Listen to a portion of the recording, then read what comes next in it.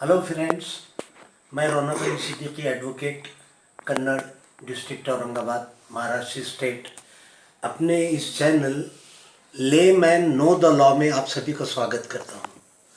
मेरे इस चैनल का पर्पज़ हेतु ये है कि सामान्य व्यक्ति को विभिन्न कायदे कानून से अवगत करा सकूं। सामान्य व्यक्ति को या तो कानून की मालूमात है ही नहीं, या है तो बहुत कम और अधूरी है। मैं आज हिंदू लॉ पर बहस करूंगा, आपको हिंदू लॉ समझाने की कोशिश करूंगा। हिंदू लॉ के तहत मैरिजेस, पार्टीशन, एडॉप्शन, मेंटेनेंस, बहुत सारी चीज़ें कवर की गई हैं। सबसे पहले तो मैं ये बता दूं कि हिंदू लॉ एक पर्सनल लॉ है। जो पर्सनल लॉज होते हैं, हिंदू लॉ, इस्लामिक लॉ, ये कोडिफाइड नहीं है, यानी बाकायदा दफ़ात, सेक्शंस जिसको कलम कहते हैं, उसमें उनको बांधा नहीं गया, एक एक्ट नहीं बनाया गया। ये स्कॉलर्स ने और विद्वानों ने इसको कंपाइल किया है, लेकिन कायदा वही है जो हिंदू लॉ का परंपराओं के तहत हज़ारों वर्षों से की परंपराओं से जो निकाला गया है, कौटुंबिक व्यवस्था वगैरह वगैरह, उसी को उसके अंदर कंपाइल किया जाता है, एकत्रित किया जाता है। अब आज जो मैं बहस करूंगा, समझाने की कोशिश करूंगा, वो सब्जेक्ट है हिंदू एकत्र कुटुंब, हिंदू एकत्र कुटुंब मिड़कत और हिंदू कोपासनरी, इंग्लिश में जिसको कहेंगे Hindu joint family, Hindu joint family property and coparcenary property. अब हिंदू एकत्र कुटुंब, हिंदू एकत्र कुटुंब की मिड़कत, ये तो हमारे समझ में आ गया। अब कोपासनरी को समझना होगा। कोपासनरी इंग्लिश वर्ड है। अगर ऑक्सफोर्ड डिक्शनरी में इसकी मीनिंग देखें हम, तो कोपासनरी का अर्थ है joint share in inheritance, joint ownership, joint airship. अब इसको हिंदी में मैं कहूँगा एकत्र मालकी, एकत्र मिल्कियत। किसी प्रॉपर्टी, किसी स्टॉक में है, न्यूक्लियस है किसी हिंदू फैमिली को, साधन है जो सिद्ध ऐसा साधन है जिसके तहत प्रॉपर्टी बनाई जा रही है, और कुटुंब एक है बिल्कुल, तो वो एकत्र कुटुंब की मिड़कत हुई है। और कुटुंब भी एकत्र है, उसको मिड़कत भी है, तो एकत्र कुटुंब की मिड़कत साथ साथ चल रही है।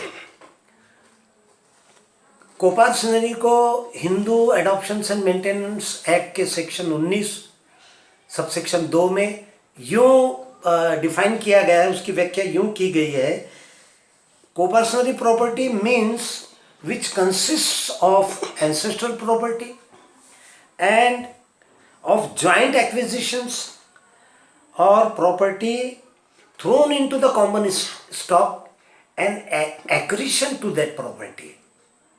यानी कोपासनरी प्रॉपर्टी का अर्थ ऐसी प्रॉपर्टी, ऐसी मिल्कियत, ऐसी मिड़कत जो एंसेस्ट्रल प्रॉपर्टी, वडिलोपार्जित प्रॉपर्टी से बनी है, या ऐसी प्रॉपर्टी जो एंसेस्ट्रल तो नहीं थी, लेकिन एकत्र कुटुंब में रहते हुए एकत्र कुटुंब के तमाम सदस्यों ने मिलकर कमाई की, खेत खरीदा, मिलकत खरीदी, ऐसी प्रॉपर्टी।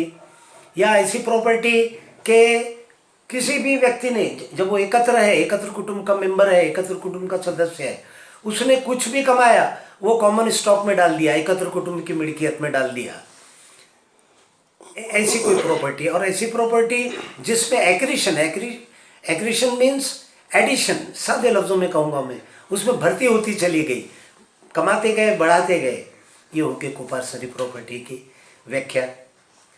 अब हिंदू एकत्र कुटुंब और हिंदू एकत्र कुटुंब की मिड़कत, इसमें अंतर है। हिंदू एकत्र कुटुंब सिर्फ प्रॉपर्टी है, जायदाद है, खेत है, मकान है, दुकानें हैं, इसीलिए एकत्र कुटुंब उस प्रॉपर्टी के अंतर्गत ही एक कुटुंब है, गोया ऐसे नहीं है।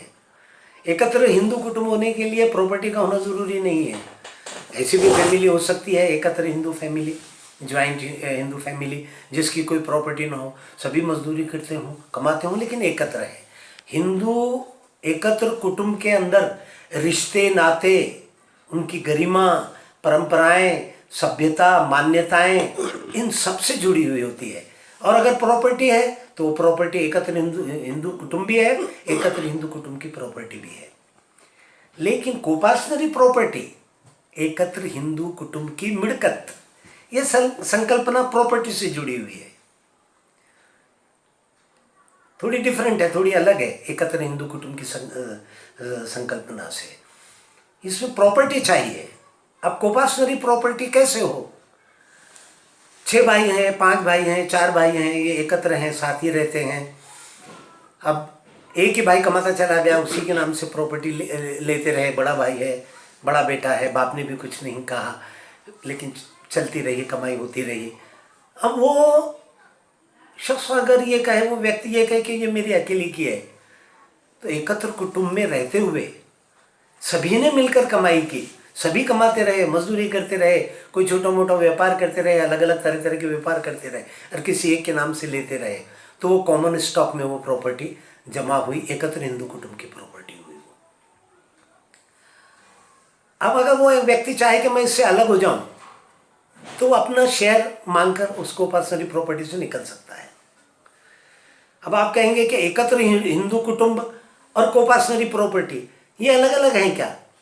अलग अलग तो नहीं है, ये जुड़े हुए ही हैं, लेकिन उनकी पहचान, उनका आइडेंटिफिकेशन समय के साथ आता है।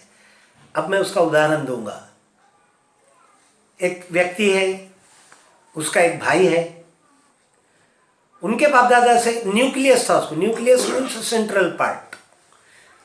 सादे लफ्जों में नहीं समझा। सेंट्रल पार्ट, न्यूक्लियस का अर्थ होता है सेंट्रल पार्ट, एटम से संबंधित होता वो central part round which other parts are collected और अदर पार्ट्स आर एडेड। अब इसको हिंदू में फॉर एग्जाम्पल सादे शब्दों में कहूंगा मैं, साधन है उस फैमिली का, कमाने का कोई साधन। एक प्रॉपर्टी है जो सिर्फ आपके नाम से है, out and out sale deed आपके नाम से है, यहां तक कि म्यूटेशन एंटी 712 एक्सट्रैक्ट आपके नाम से है। अब अगर मैं ये कहूं कि ये आपकी अकेले की एक मेयो, बगैर किसी का हिस्सा वो हक होते हुए ये आपकी अकेले की प्रॉपर्टी है, तो मुझे ये बताना पड़ेगा सबसे पहले तो कि मेरे एकत्र हिंदू कुटुंब को न्यूक्लियस था, यानी एक साधन था, और उस साधन पर हमारी जिंदगियां गुजरती थी, हम कमाते थे और कॉमन स्टॉक में प्रॉपर्टी ऐड होती रहती थी। There was accretion to the property, different properties were acquired and thrown into the common stock. ये मुझे साबित करना होगा। अगर साधन ही नहीं दिख रहा है, मेरे दादाजी के पास में कुछ भी नहीं था, मजदूर थे, मेरे पिताजी के पास कुछ भी नहीं था, देहांत हो गया, लेकिन हमारा एकत्र हिंदू कुटुंब रहा, लेकिन ऐसा कुछ नहीं था साधन कि जिससे ये बताया जा सके कि आपने वो प्रॉपर्टी एकत्र साधन से कमाए हुए पैसों से आपने वो प्रॉपर्टी खरीदी है। ये बताने का अगर साधन ही नहीं है तो वो मैं साबित नहीं कर पाऊंगा, इसलिए न्यूक्लियस कहा गया है उसको। तो सादे शब्दों में, इसका आर्थिक शब्द नहीं, ऑक्सफोर्ड डिक्शनरी के हिसाब से ये उसके मीनिंग गलत हो जाएंगे। ये साधन, ये बताने के लिए कि हमारे कुटुंब को ये साधन था जिसके जरिए हमने बाद में 50 जायदादें, 50 मिड़कतें, 50 अराजी, दुकानात, मकानात खरीदे।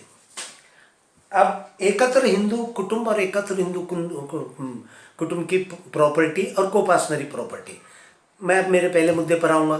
2 भाई हैं, न्यूक्लियस था यानी साधन था, एंसेस्ट्रल प्रॉपर्टी थी, दोनों साथ में रहते थे, दोनों मिलकर कमाते थे, कम ज़्यादा मेहनत करते थे, लेकिन उन्हीं पैसों में से कोई शिक्षण लेता था, डिग्री लेता था, वकील, जज, इंजीनियर हो जाता था, लेकिन कुटुंब एकत्र। साधन एक ही साधन से शिक्षण लिया गया, एक ही साधन से प्रॉपर्टीज बनाई गई, बढ़ाई गई, एक मकान के 10 मकान हुए, एक खेती के 10 खेतियाँ हुई, जेवर हुआ, प्लॉट्स हुए, चल अचल हर किस्म की प्रॉपर्टी खरीदी गई, चल और अचल। हाँ, तो वो सभी की मिलकत हुई, उसको लेकर चलते रहे। फिर उन 2 भाइयों में बैठकर खुशी से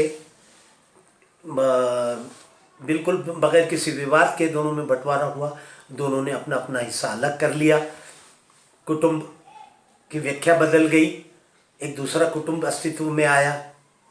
एक भाई, उसके बेटे बेटियां, उसके बेटे बेटियों की उसके बेटे बेटियां, ये सब मिलके एकत्र कुटुंब में तो रह रहे थे, लेकिन अब वो जो प्रॉपर्टी है, जो उस व्यक्ति को बंटवारे में वडिलोपार्जित मिल्कत में से, वडिलोपार्जित मिल्कत के जरिए कमाए हुए जेवरात, पैसा वगैरह वगैरह वगैरह में जो भी हिस्सा मिला वो लेकर वो अलग हो गया। लेकिन एंसेस्ट्रल प्रॉपर्टी, वडिलोपार्जित प्रॉपर्टी थी, हिंदू एकत्र कुटुंब की प्रॉपर्टी थी, जो अब उसके हिस्से पर आई।